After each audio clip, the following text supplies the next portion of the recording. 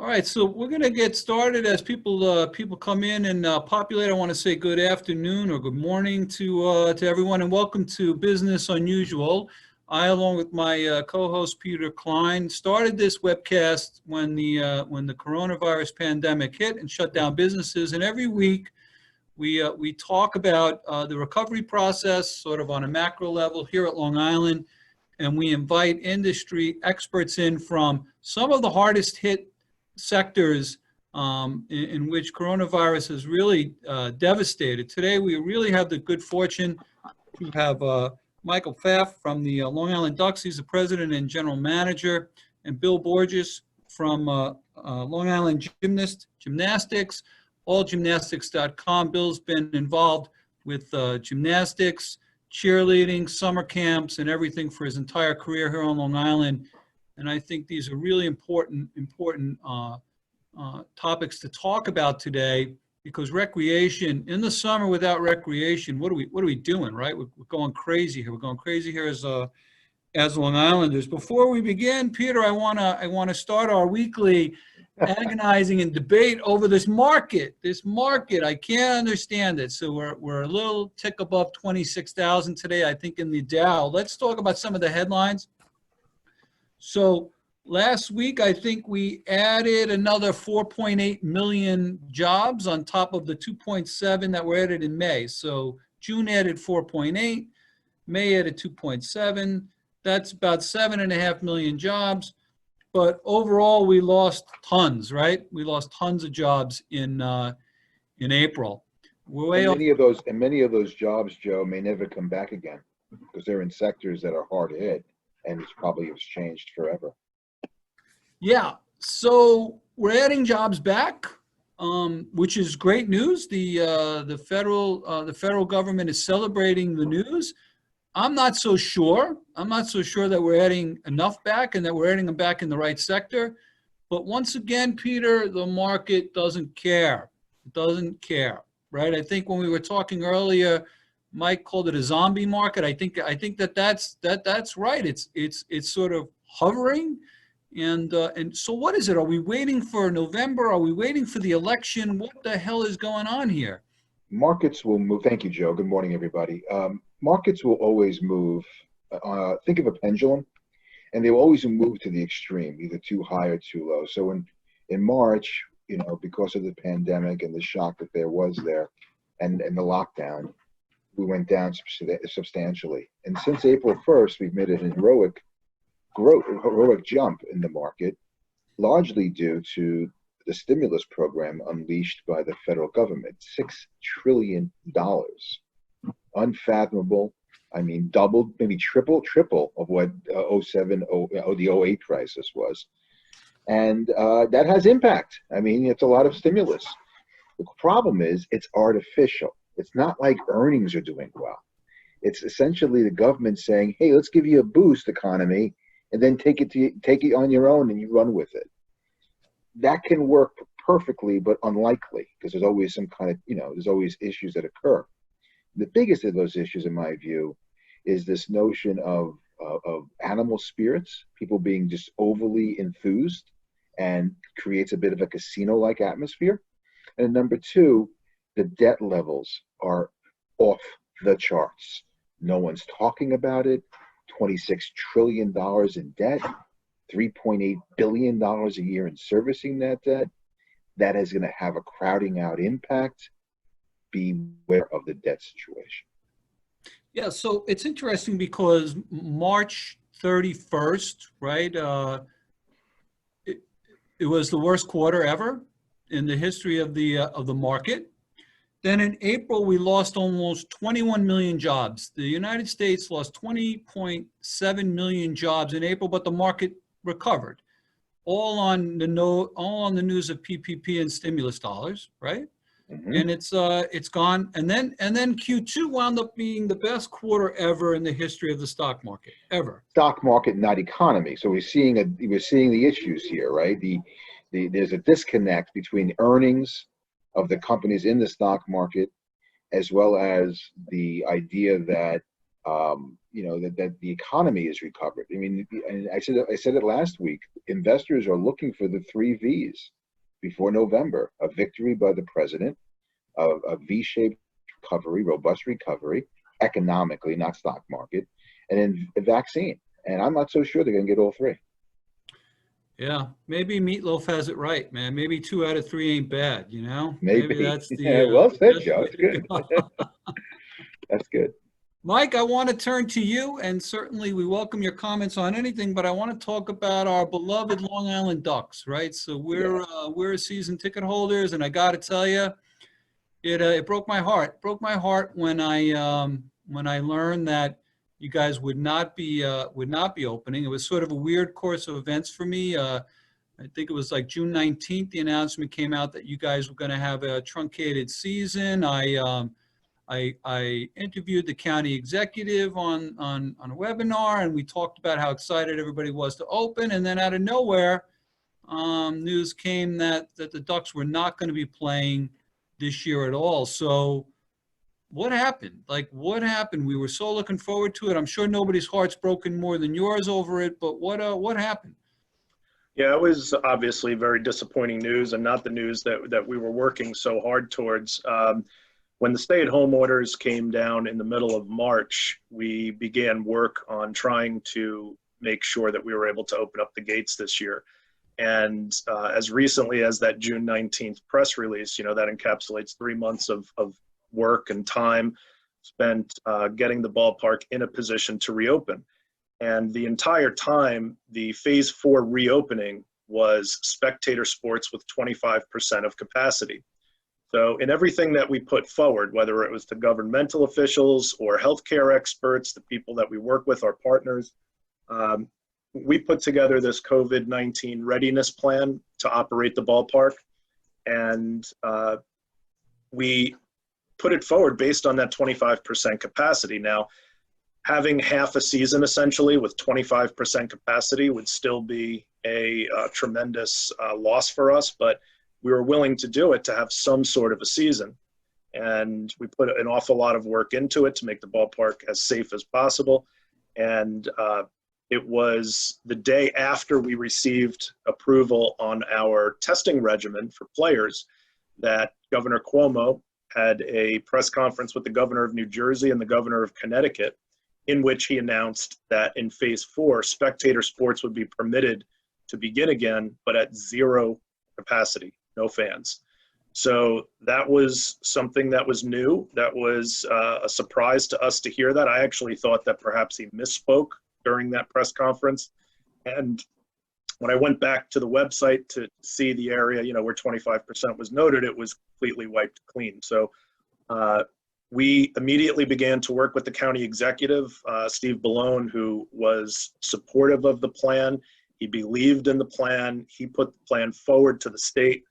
And we were asking him on our behalf to go forward and try to attempt to receive some sort of special dispensation to open the ballpark with 25% capacity based on the mitigation tactics we were putting in place. You know, we'd learned an awful lot about ways to prevent or to mitigate risk for fans coming in. And he continued to work with us from that Wednesday straight through the weekend. But, you know, we got to Monday, June 30th, and we simply ran out of time. You know, you need a few weeks to be prepared to start a season, whether that's onboarding employees and bringing players in and coaches and managers and trainers and medical staff. And we didn't have any time remaining. So Governor Cuomo said that we would not be permitted to open with fans. 100% of our revenue is derived from opening the gates, unlike Major League Baseball, who sees 60% of their revenues come from broadcast rights fees. So it was not a situation we were able to open in.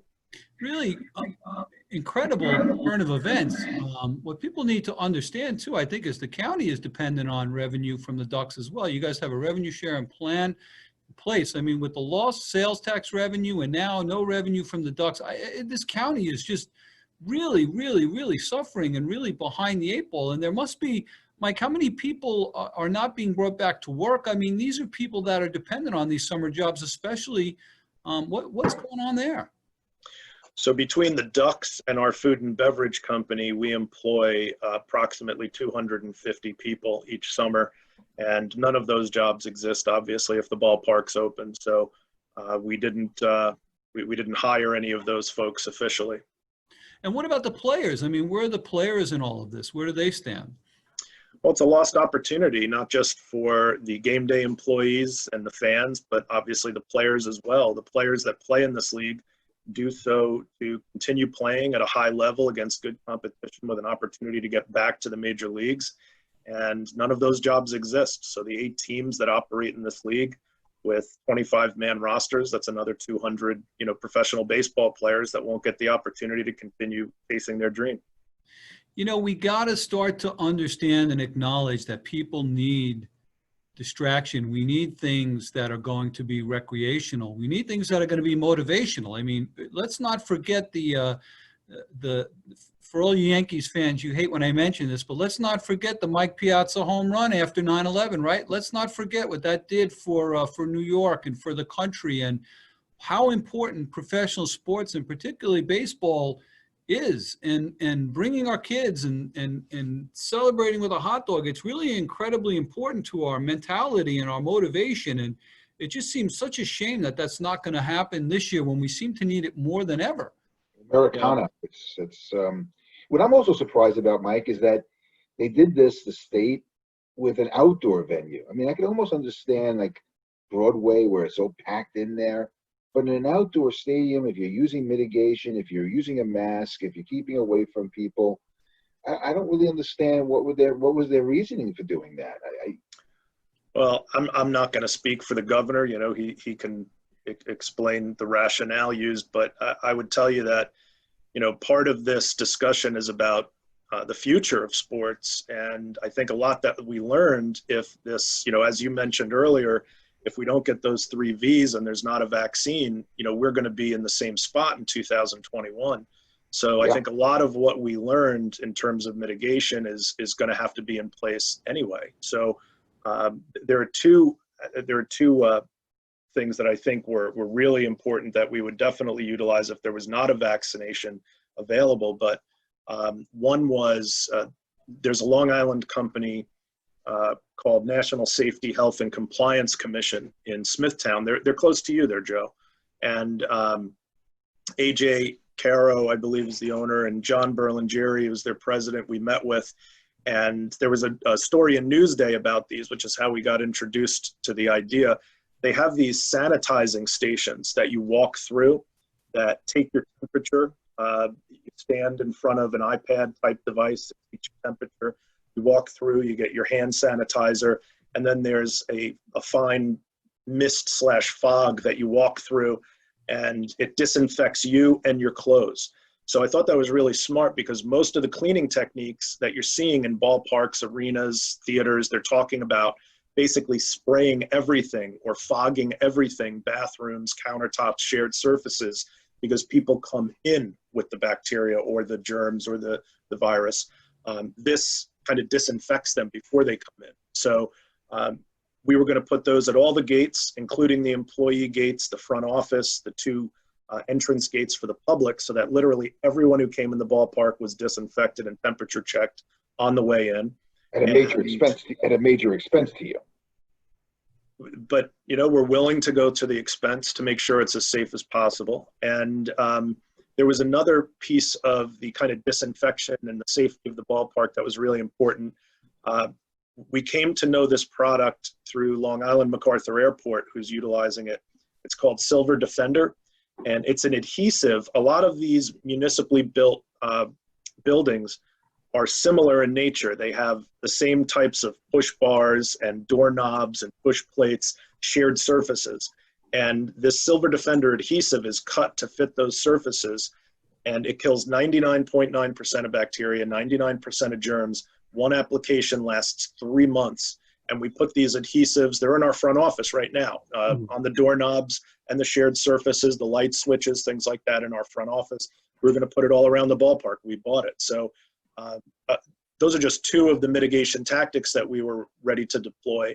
And it was part of our COVID-19 readiness plan for the ballpark. we had the testing regimens done with Northwell Health. Everything was in place. So I couldn't tell you the rationale that the governor used to say no fans. I think that we had gone to the extent that you can to make it a safe place for people to go to. And I think the big league clubs would be challenged to offer as safe a facility as what we were prepared to offer here this July. So it'll be interesting to see what happens with their permission to allow fans in. But I think that what we learned and what we're ready to do, we may have to do in April of 2021 if there's not a vaccine. So I don't think that it was a waste to learn all this. And I hope that, there's some more thought given to what we feel is a very solid plan so that in the event in the future we need to enlist the help of these other companies and move forward with this plan, we're able to.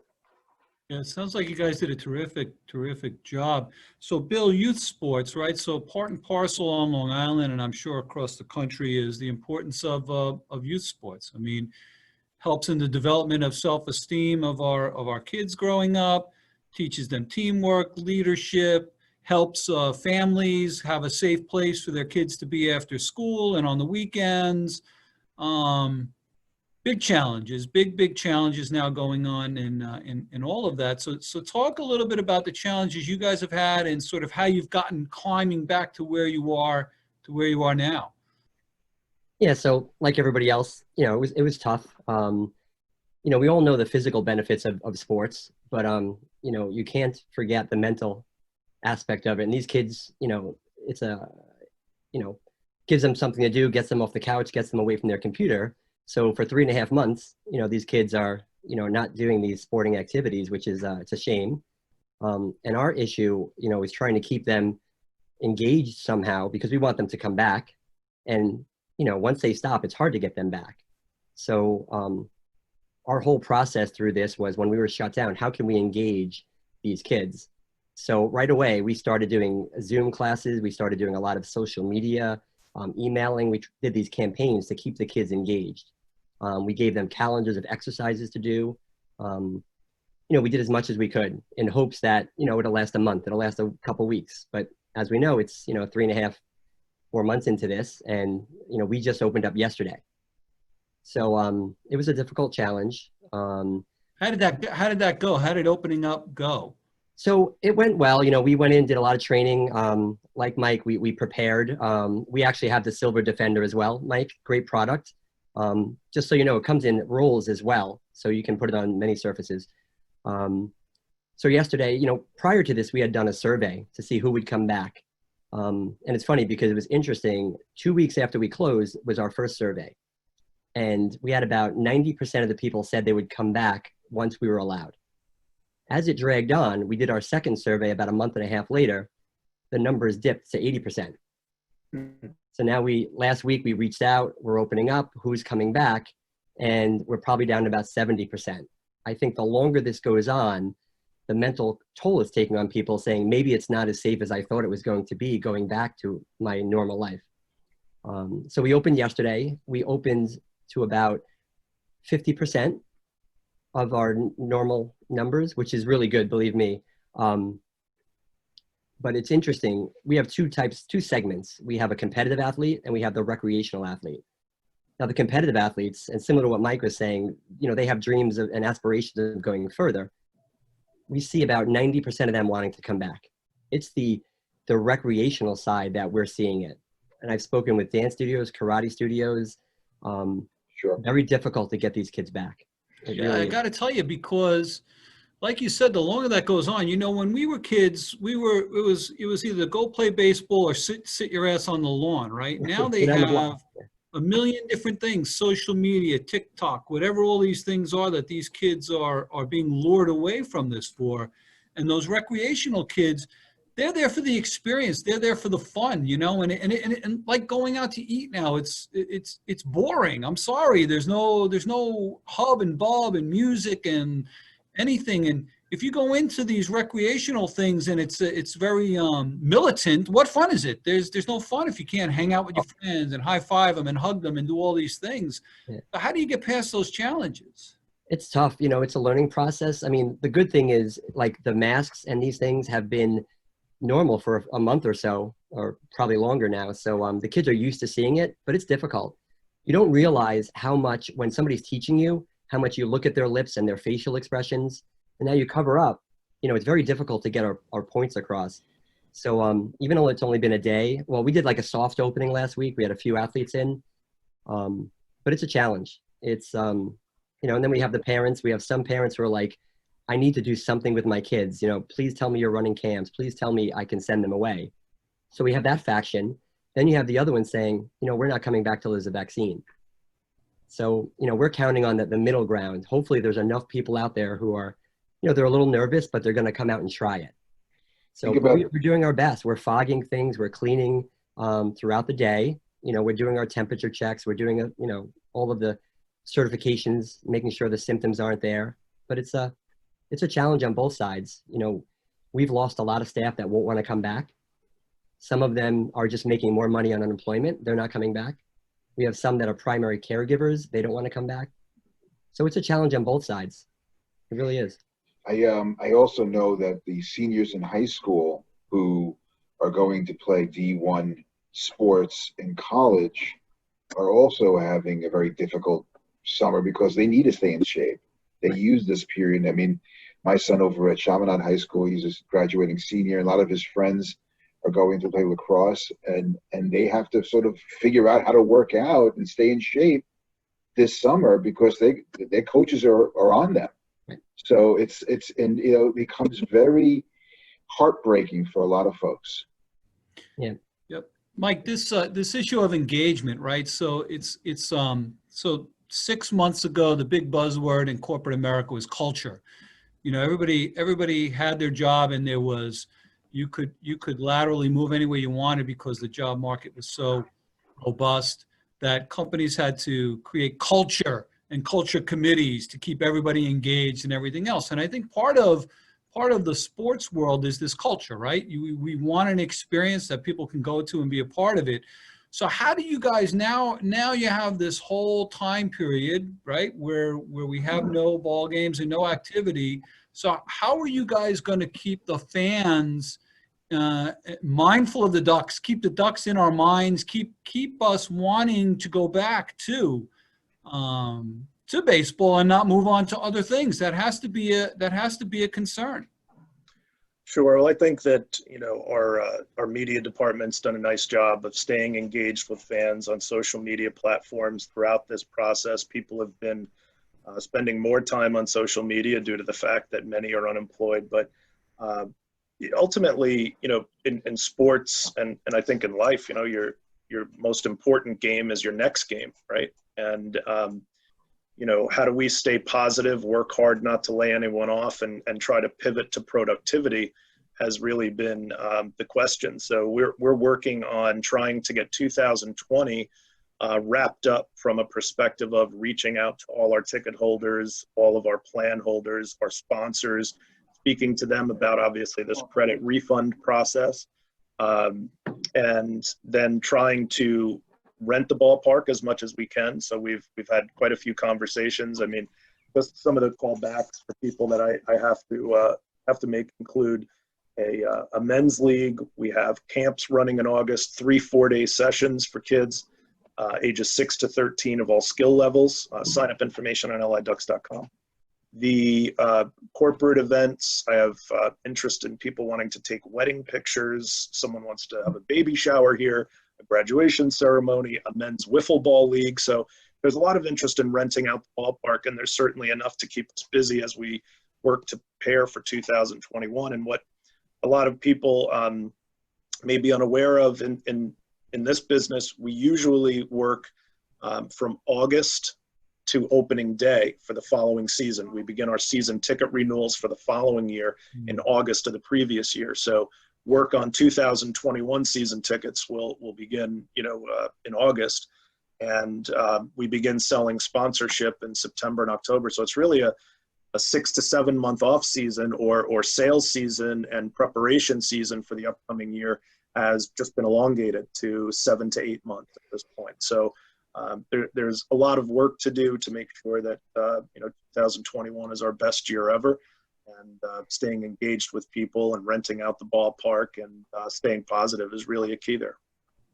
That's good innovation there. I like the wiffle ball idea. I really think that's kind of good. Bill, summer camps. So you've been running summer camps for years. You know, when we look at this summer, things, even simple things like our firm corporate barbecue that we have every summer is not happening this year. And you just keep checking the boxes. Where is summer camps? Because I think that's a really important part, not just for kids and their development and their self-esteem, but for families getting some rest and some break over the summer as well. Where are you at with the summer camps? To be honest, our summer camps are doing okay. A lot of these bigger camps, sleepover camps, a lot of canceled. You know, the lead time to get up and running, they didn't have enough time. So we benefited because they had nowhere to take their kids. So our camp enrollment is actually up a little bit. But again, our ratios are down. We're keeping the numbers down. So it would be great if we could fit more in there, because we do have parents who want to drop their kids off, you know, safe atmosphere. But again, we're very, our hands are tied with the numbers we can have in the facility. I mean, we're lucky enough to have a big facility. Some of these smaller gyms can't, you know, they could do a handful of kids, 3 or 4 kids, you know, doesn't even make a dent. So this is a weird question, but it's something I always thought about, because you're very ratio driven, like you said. So a certain amount of kids require an instructor, right? And with the restrictions and the requirement and decreased capacity, can you make money doing it? I mean, how can you do it, right? How can you make money doing it? Yeah, well, you know me, I do the numbers all day long. To be honest with you, yes, we are a ratio business. Now our ratios have been cut. It's difficult to make money. We've all taken pay cuts. We'll have to look to the future, and if it doesn't change, then we'll have to decide what we're going to do. And the last thing we want to do is pass it on to our clientele, which a lot of people are doing, but everybody's hurting. So to raise prices now, you know, it's probably not the best time to do that. So we've kind of made a decision to keep prices the same. You know, we'll take a haircut. We're okay for as long as we can.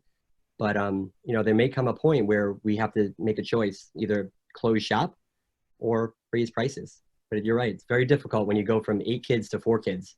You know? Yeah, it's terrible. It's like restaurants. What are they going to do? Double their prices? If they can only have 50% capacity, what are you going to do? Spend $100 for a steak, right? There's no way that we can do it. Mike, questions I have are like your vendors, the contracts you have, players. You know, how has that all shaken out when the state shuts you down? How do you deal with all that, right? It's really very difficult stuff. Yeah, it's a lot of what we're doing at this point is conversations with our partners and talking about what they want to do. I mean, ultimately, we pride ourselves on being good partners, offering a good product, and trying to create win-win relationships. So when they're mutually beneficial, that, you know, ultimately is the goal. So, you know, we're reaching out and having conversations on a case-by-case basis. You know, we've spoken with a large majority of our groups that we've reached out to, and we're in the process right now of speaking to our season ticket holders and mini plan holders about what they want to do with their accounts. The sponsors is a long list, so you know, it's when you combine everything, it's over 1,000 different accounts, and each one of them is you know, incredibly important to us, because at the end of the day, we're a small business, and you know, we don't. It's not something where, you know, with $12 tickets and free parking, you know, you don't need the support of the community. This is a community endeavor, and it's something that, you know, ownership here, the founder and CEO of the team, Frank Bolton, has always called it kind of like a public trust, you know, is operating this team. And it's always been about, you know, the community and providing a quality of life enhancement to the people of Long Island. So, you know, it's not that it's not a challenge, but, you know, everybody who works here does so because it's their passion. So, you know, we come in here every day and we're excited to be here. We're excited to be at a ballpark and excited to do what we do, and thankful for the opportunity to do it. So it's a matter of reaching out to all of our partners and re-engaging their passion for it as well. Yeah, you got a nice little gig going there too, Michael. I like your job. Growing up, I was like, I always want to be a manager of a major league team, but I think you got a nicer gig. Peter, where is entertainment going? So Disney, all of this sense of needing entertainment so we don't become a zombie country, right? We're all becoming a bunch of zombies at this point. There's nowhere to go to blow off steam. Even I was walking around in West Hampton Beach on Main Street, and even though they had outdoor dining and everything else, it's still weird. Nobody knows how to relax and enjoy themselves. They're not talking loud. There's nothing really going on, right? So, Sure. so where is the market going to take us in this direction as well? I heard that Hamilton was streamed on Disney Plus, and that Disney Plus's subscriptions jumped like 70%. Maybe maybe we're going to this world where outside is not as common as inside, and maybe we're just going to be streaming our entertainment and sports. I don't know, but it does seem that we are heading in that path. Now, I will tell you, I am a firm believer in the power of science and the power of the biopharmaceutical sector. There is a all hands-on approach by all of the largest companies and smallest companies and research labs. I'm fortunate and privileged to be part of Huntington Hospital's board, as well as the Cold Spring Harbor Labs board, and I'm hearing in both cases good progress is happening. It takes time, though. So the vaccine, sort of panacea will not be something that happens overnight. What I worry about is the behaviors that this is now put in place, and people are going to have. You're going to sort of think twice about taking an airplane, or think twice about going to a play. Even when things get more normalized, you're still going to think about it. And I think that behavior is going to have an impact on the economy and consumer spending, which of course is 70% of our GDP. So let's not forget how important consumer spending is: restaurants, trips, conferences, that kind of thing. Big importance to the GDP of our country. Yeah, it's a great point. Michael, I want to ask about what you see the future of sports. So I'm reading all these articles about how they want to superimpose applause now on these crowdless arenas that are going to be playing sports, and how the PGA wants to do that. And, Peter has a point insofar as technology makes it very easy for us to all become super agoraphobic at this point, right? So how do you keep the athletes motivated? Where do you see it all going? Like, how do you see this playing out now?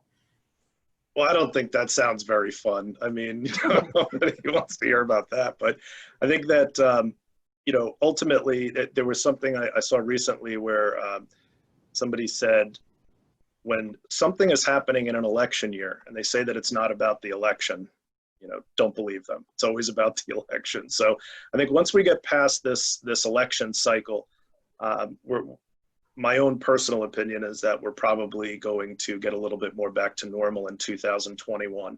We are prepared if we're not, if there's a limit on our capacity, but I take a much more positive outlook. I think that people love being outdoors. We saw it throughout Long Island this weekend on the 4th of July. I mean, Fire Island was packed. The Hamptons were packed. I live in Sayville, Main Street. Good luck getting through Main Street in Sayville over the course of the weekend. People are out having fun, socializing. They want to get back out again. It's one of the biggest disappointments now about not being permitted by the state, by the governor, to open up at 25% capacity, because I firmly believe we would have been at capacity every night. We would have done okay with that. What was your normal capacity in prior years? So we have a 6,000 seat ballpark, and we average 5,000 fans a game. So this would have been 1,500 fans a game.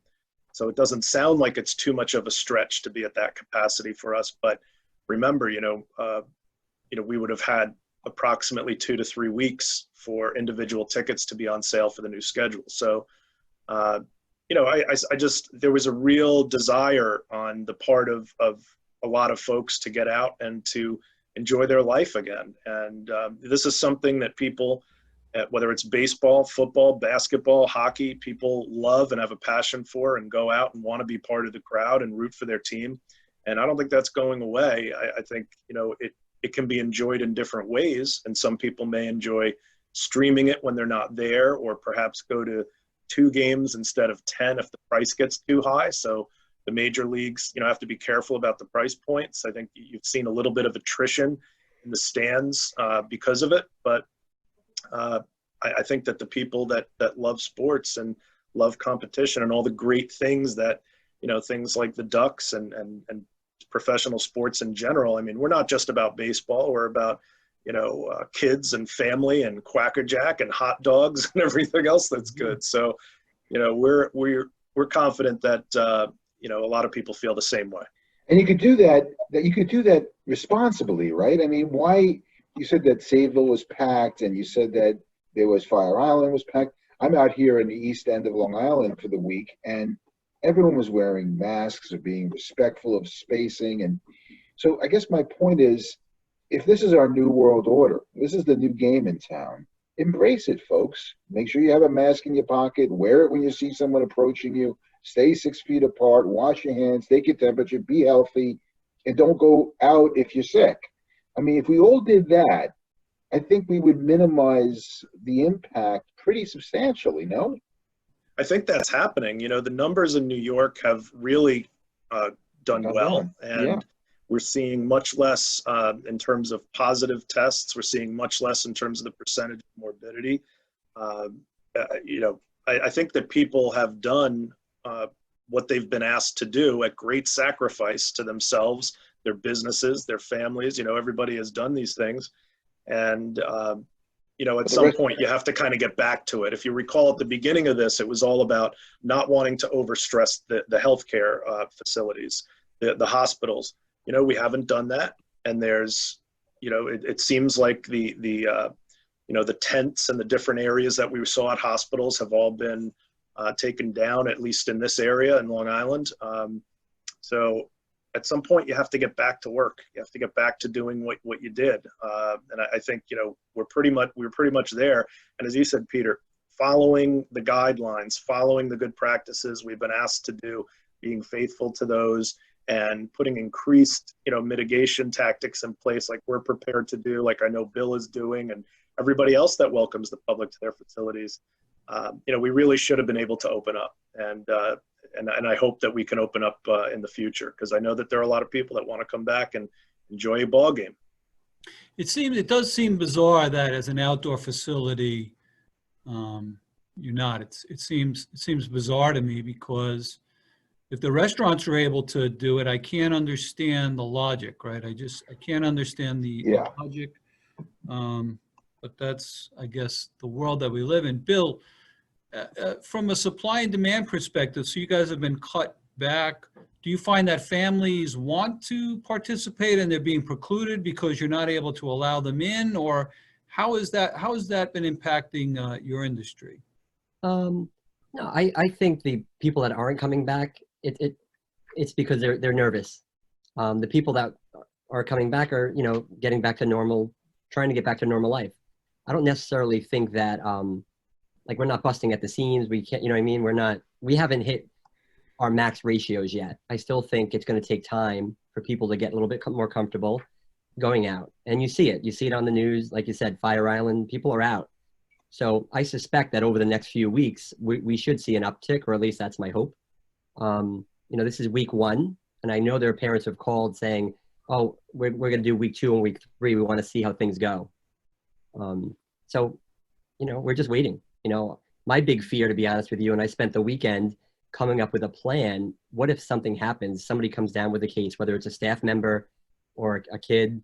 What are our protocols? What are we going to do? So, we have this plan in place, who we have to let know. So it's a lot to think about. But parents have those questions, and we have to be able to answer them. No, it's kind of interesting, Joe. You mentioned how it doesn't make sense that we weren't permitted to open, and just to kind of underscore that point, the nuance in certain areas, even in the same parts of the country, New York, New Jersey, and Connecticut were all kind of together on this plan and this phased reopening. And we operate a team in central Connecticut called the New Britain Bees, and they're in a summer wood bat league, a collegiate league. And because they were defined as an outdoor venue and not professional sports, and we had great cooperation from the local government there, the mayor of the city of New Britain, who worked with the Department of Health along with the state of Connecticut. We were permitted to open. Same exact plan as the Ducks, 25% capacity. We had opening night on Tuesday, last Tuesday, and we sold out 1,500 tickets and had a very successful night. Everybody was wearing their masks, keeping their distance. To Peter's earlier point, everybody was respectful of the guidelines that were in place. Masks were required to come in. But it's essentially the same experience for the fan as a Ducks game. It's a 6,000 seat minor league ballpark playing baseball and, enjoying an affordable family night out. So, weird that it's very strange that they let you to do it in Connecticut, but not in New York. Well, it's that little nuance between an outdoor venue because they're not professionals. It's summer collegiate. So, it shouldn't matter though. Yeah, if it's the same. Yeah. So in Long Island, we got lumped in with the Mets and the Yankees as professional sports. So Governor Cuomo said all professional sports. And we were actually working with our colleagues in Rockland County, New York, in going to the state to ask for that permission. They have a minor league baseball team there as well. And we were talking about including them on our schedule on the abbreviated 6-team, 70-game schedule. And, that's something that, they weren't allowed to do either. So New York, under what Governor Cuomo has stated as the no professional sports, no fans, or professional sports with no fans, excuse me, that's kind of been held tightly. So that's not loosened up at all. Yeah, it's rough. And I'll tell you, there's, for me, baseball, so I grew up at Shea Stadium keeping score. My grandfather taught me how to keep a scorecard. Every time I watch a game, I keep score. And there's a big difference sitting in my living room doing it and sitting behind home plate at the Ducks doing it. We got to keep the Ducks alive, man. I don't want to have to drive into Citi Field. I just want to sit there and hear the smack of the catcher's glove and keep score. Bill, are you concerned about your students getting bored with the sport at all and not, like you said, the ones who are going to be professionals, they understand that they have to stay disciplined and stay in shape and stay practicing. The social ones, now my daughter, we're going back 100 years, but my daughter was a student of yours years and years ago, and she didn't necessarily love gymnastics. She wasn't necessarily good at it, but she loved being with her friends and hanging out and having a good time. Do you see that as a big challenge going forward with the social aspects seriously diminished? I do, actually. And it's funny, I was just talking about that this morning with a colleague, how a lot of people, it is a social thing, and they're there for the gymnastics, but they want to be with their friends and hang out, but now they can't. They're at least 6 feet, if not longer, further apart. They're not getting that interaction. So it's difficult to keep them engaged, especially the ones that are on the fence. We can't spot like we usually do, help them through tricks. So realistically, they don't even feel like they're doing gymnastics at times. So it's a challenge. It is. But yeah, the social component, I worry about that. I worry about that a lot. Even with these gyms, I mean, with regular gyms that are opening up, people use gyms as social, people use gyms as social experiences, not regimented, automated robots, Well, I got to tell you, the gym industry in general, the fitness gyms, it's going to be hard for them. I know of a few that are already closed down. I mean, Gold's Gym filed for bankruptcy, 24-hour Fitness filed. LA Fitness is supposedly going to reduce their footprint. Wow. And listen, we have a problem in this country in general about obesity and people being out of shape. Now you're taking, the gyms out of the equation. It's going to be it's a hard road ahead for just the physical fitness industry, I think, all aspects of it. Yeah, plus a lot of people hook up at the gyms too. It's like a live Tinder on some right. level. So. That's why my wife doesn't like. Well, that's going to be gone too. Hey, Bill, do you know about the superior athletes that are Olympic bound. I think the Olympics were canceled this year. Is that right? Yeah, so they were postponed, and it's funny because they're it's very difficult. Some have access to gyms, but many aren't even working out. And it's funny because you brought up the whole D1 college athletics, and we have college level athletes who are looking for scholarships. And if you can't train and you can't show video and talk to these coaches, it's a challenge. But to get back to the Olympics, it's, we don't know next year if the same athletes we were going to send this year will even be doing it next year. Could you imagine working so hard for 4 years and just missing it last year? Now you're on your way, and then boom, it's pulled out. I mean, unbelievable. I mean, you look at Simone Biles, who is, kind of the premier athlete in our industry. She would have probably won everything this year, and now there's talk that she might not do it next year. Wow. It's a shame to see one of the best athletes in the world just say, it's a year too late. I don't know if I can do another year of this. Yeah. Wow. Just massive heartbreak, really just massive heartbreak. Massive heartbreak across every industry. Well, we're going to take some final comments. The rules on the final comments are that they have to be very, very optimistic. We want to leave everybody leaving them optimistic. So Bill, we'll start with you. Give us some final optimism here to take away. So, actually what I'm going to say, holds true to Mike as well. Through all of this, from day one when we closed, we reached out to the community, and we had a lot of people who kept paying their tuition, kept supporting us and our staff. And I really think that because everybody's in the same boat and they love the product, the service that we put out, they're there for us. We were there for them for years, just like the Ducks were there. I would hope that the community comes and rallies behind the Ducks, which I think they will, once you're able to open, or even now, if you reach out with some, promotional things for next year. I think people are supporting the local businesses. I think for a while we moved away from that. I think it's coming back now. I feel they're coming home to roost, huh? Exactly. I feel good for a local business, Yeah. Michael?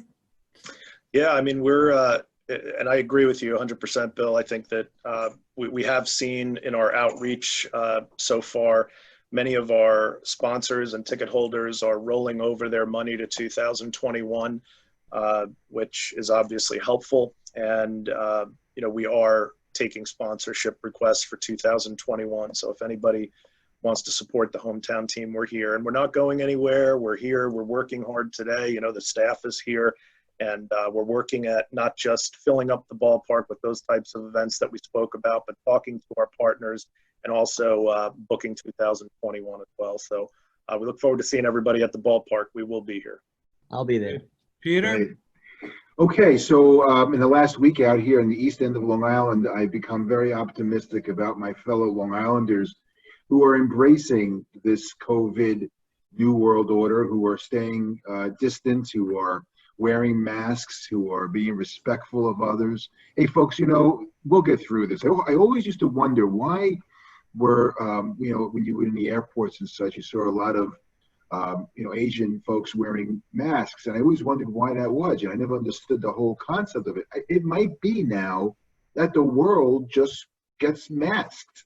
And that becomes another thing that we have in our pocket or handbags or what have you. And hey, listen, if that can change save lives and change the trajectory of this disease and other potential diseases down the road, not so bad. Not so bad. So I am optimistic about my fellow Long Islanders embracing this new world order. Yeah, for me, my final thought is it's time for us as consumers to put our money where our mouth is, right? We have significant Long Island institutions here, the Ducks, gymnastics, karate, dance, things that have been generationally important to us, or so we say they're important to us. And now's not the time to sit on the sidelines and sit on our hands. We gotta support these folks. We gotta sponsor these folks. We gotta participate. We gotta make sure they stay alive, because that's the culture. That's the cultural flair of Long Island, right? Otherwise, without these things, we're just paying too many taxes for not a whole lot of anything, else. So for us as the consumers, and I share in your optimism, Peter, to a certain extent, especially the folks that have resources, we got to make sure we support all of these beloved Long Island institutions make sure that they're around for our kids and our grandkids to appreciate as well. And I'll tell you, there's nobody more hardworking than Michael Pfaff and Bill Borges in their industries. Really appreciate you guys taking time out. I know it's a crazy busy time for this episode of Business Unusual. Next week, folks, we have Congressman Lee Zeldin joining us to talk about the status of federal stimulus response and what's going on in Washington with the economic response. And then the week past that, we got the folks from the Stoller Center and the Tillis Center who are going to come on and talk about performing arts here on Long Island, Broadway, and what we can expect to see in those tough recoveries as well. Gentlemen, incredibly great stuff. Really appreciate you taking time today. This was an incredibly important piece of this programming for Long Island's history, and keep pushing. We need you guys to make it, so just keep pushing as hard as you possibly can. And we'll see you all guys soon. Thanks, everyone. Thank you, Joe. Thanks for your support. everybody. Appreciate it. Take care.